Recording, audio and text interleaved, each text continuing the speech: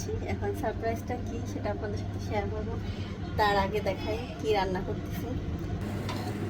সাথে থাকবে মরিচ, খিচুড়ির সাথে লাল লাল মরিচ, যদি এটা প্লাস্টিক। গাছের এটা সরা নিয়ে আসো, আমার কাছে দাও।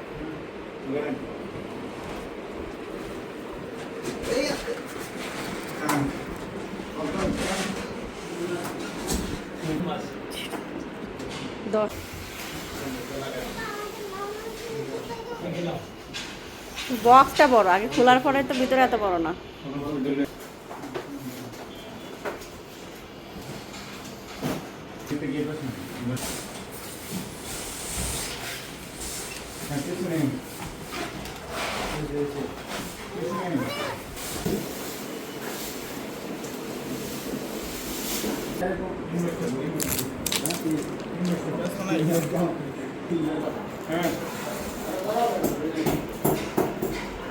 কি ভারী জিনিস, 10 তলায় উঠানো মানে জীবন শেষ। সেটা বলতেছি পরে, আগে দেখে নেন। আবার 3 সেকেন্ড চাপতে ধরলে লক খুলে যায়। অটো থাকবে না মানে আপনি যদি লক করেন তাহলে অপশন বাড়াইতে পারবেন, কমাইতে পারবেন। না আপাতত রাখলাম, এরপরে ফ্রিজ তিনটা এক সাইডে রাখতে হবে।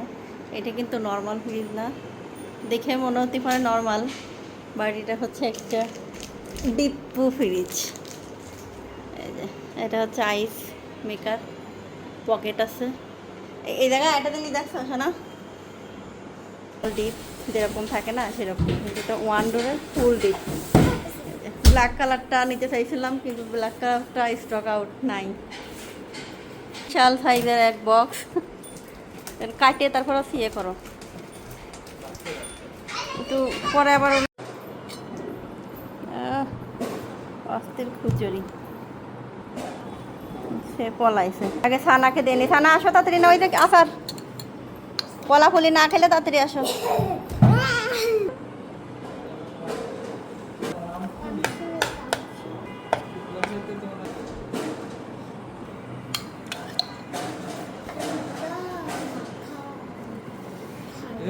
জিরো আসারে তেল যেদিন গরম করবো সবগুলাতে তখন তেল ডালবো, তেলে তো ডালা হয়নি। এগুলো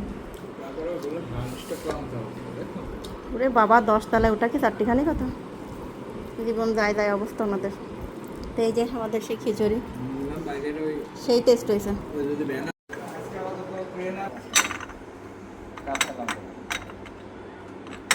আপনি তো আবার বেরোয় যাবেন। সমস্যা নেই, ওই আসি আগে চেক করতে বলেন।